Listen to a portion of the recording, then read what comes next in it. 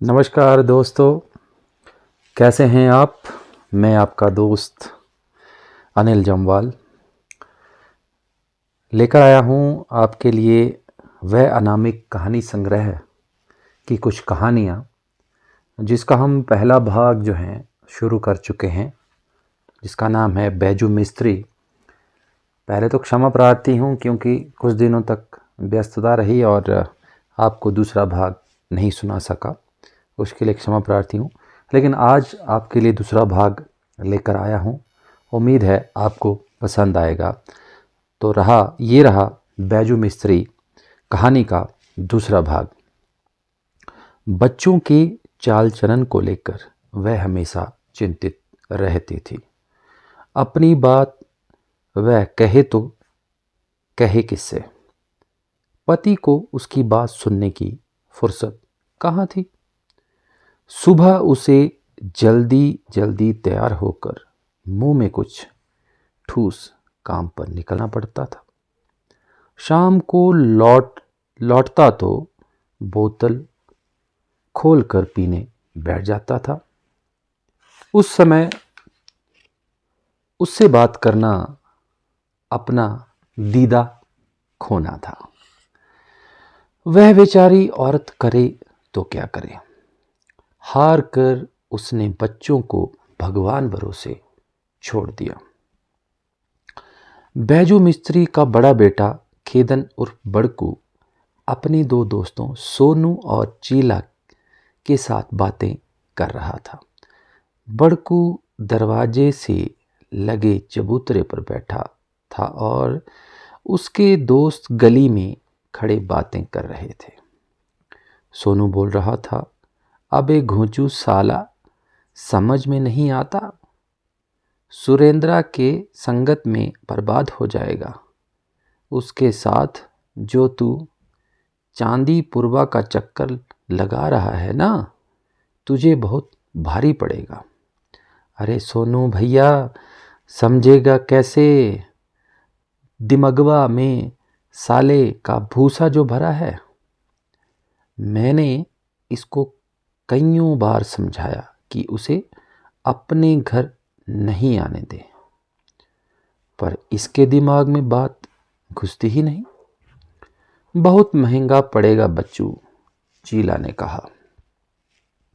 नहीं रे चीला, इसके मगज में तो सीमेंट कंकड़ भरा है, सील हो गया है, बिल्कुल वाटर प्रूफ, हवा भी नहीं घुस सकती। कब से समझा रहा हूं लेकिन नहीं, कोई असर नहीं है। भैंस के आगे बीन बजाए, भैंस बैठ पगुराए, चल सोनू भैया, जाने दे साले को जहन्नुम में। चांदीपुरवा के लोग मुंह काला करके अब गधा पर घुमावेंगे ना, तब साले के दिमाग में कंक्रीट फटेगा। उस दिन बैजू मिस्त्री को काम बंद रखना पड़ा था। उसके दोनों मजदूर जो परस्पर सहोदर भाई थे, धान की कटनी में लग गए थे। इस कारण काम पर नहीं आए थे। घर लौटना पड़ा। घर पहुंचा तो बड़कू के दोस्तों को देख उसका मगज घूम गया। उसे सोनू और चीला फूटी आंखों नहीं सुहाते थे। एक तो काम बंद होने की खिज पहले से ही थी, ऊपर से बड़कू के लफंगे दोस्तों को घर के सामने देखकर एकदम से भड़क गया। क्या हो गया है घर के सामने? मेरे दरवाजे पर ही महफिल जमानी है, चलो खिसको यहां से। और तू बड़कू, कब तक बाप की छाती पर मूंग दलता रहेगा? खेदन के दोस्तों ने वहां से हटाने में ही अपनी भलाई समझी। बैजू चाचा के उग्र रूप को पहले कभी नहीं देखा था। बैजू की तरेरती आंखों का सामना नहीं कर पाए वे। यद्यपि कि वे खेदन को गलत रास्ते पर रोकने आए थे, उनके जाने के बाद बैजू बड़बड़ाता हुआ घर में घुसा। सामने आंगन में उसकी पत्नी कमली चावल फटक रही थी। उसे देखा तो बोला, ई बड़कू सुधरने वाला नहीं, ई बड़कू सुधरने वाला नहीं। कमली बुदबुदाई, आज कुंभकर्ण की नींद टूटी है। अब आंख खुली है। क्या बुदबुदा रही हो? तुम्हारे दरवाजे पर तुम्हारे बेटे के लफंगे दोस्त उटपटांग बातें कर रहे थे। भगाया क्यों नहीं? जरा भी ध्यान नहीं? बेटा करता है क्या नहीं, कुछ पता नहीं? कमली ताव खा गई। तुम बाप हो, तुम्हें पता होना चाहिए था ना। पर नहीं, अपनी जिम्मेदारी मेहराऊ पर डाल दो और मुक्त हो जाओ। वाह रे मर्द वाह।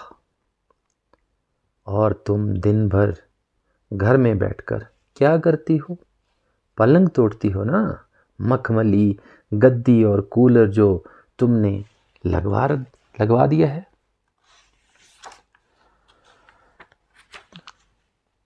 ताने मत मारो, मैं पलंग नहीं तोड़ता रहता हूँ। एक सुबह से जो निकलता हूँ तो सांझ को ही छोड़ता हूँ। सुबह से सांझ तक पसीना बहाकर खटता रहता हूँ, तब जाकर 2 जून का खाना दाना नसीब होता है। बात करती है, हाँ सो तो है, दिन भर खटते हो और दिन ढलते ही पौआ चढ़ाकर लुढ़क जाते हो। बहुत चिंता है बेचारे बाप को। दिमाग खराब मत कर, बाकी रह गया है क्या? एक तो साला बड़कू का चाल चलन सिरदर्द बना हुआ है, ऊपर से तू ताने मार रही है। वाह बहुत बढ़िया, ताली पीटते हुए बोली। अब यही रह गया है बोलने को। बेटे को साला बना दिया। ज़्यादा बढ़ चढ़कर मत बोल, कह देता हूँ, नहीं तो क्या कर लोगे? पीटेगे। वह भी शौक पूरा कर लो। उनकी दोनों बेटियां अंजू और मंजू मोहल्ले की हम उम्र नवविवाहित फुलवा से उसके ससुराल की बातें सुन रही थी। फुलवा से चाचा चाची की चरम सीमा पर पहुंचे झगड़े को देखा नहीं गया। बोली, उन्हें रोक अंजू, बात बिगड़ गई है, जा रोक उन्हें। लड़ने दे, आज जिंदगी में पहली बार माई बापू डायलॉग बाजी हो रही है। मंजू बोली, हाँ दीदी, आज लग रहा है कि माई के मुंह में जुबान भी है, गूंगी नहीं है। उधर बाहर बैठे बड़कू के दोस्तों के सामने बाप की फटकार नागवार गुजरी। वह आसमान से भरा बैठा था, अपमान से भरा बैठा था। मन में कुछ निर्णय कर तेजी से घर के अंदर आया और लुंगी बदलने के लिए अपने कमरे की ओर जा रहा था। बैजू की नज़र पड़ी तो क्रोध में बोल पड़ा, आ गया सुपुत्र, काम न काज का, दुश्मन अनाज का। बड़कू ने पलट कर जवाब दिया, जा रहा हूँ, अब नहीं ठूसूंगा तुम्हारा अनाज।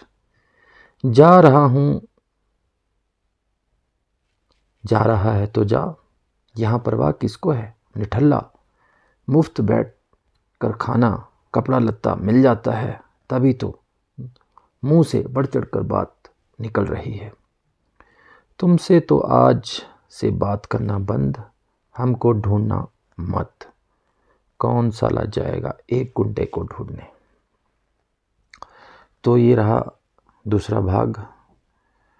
कल हम ज़रूर तीसरा भाग आपके लिए लेकर आएंगे। उम्मीद है आपको यह भाग जो है पसंद आया होगा, और आप चैनल को लाइक, सब्सक्राइब और शेयर अवश्य करें, ताकि ज़्यादा से ज़्यादा लोगों तक वह अनामिक कहानी संग्रह जिसे लिखा है ट्रलाला आशुतोष कुमार सरन जी ने, ये कहानी जो है पहुंच सके आप सभी को।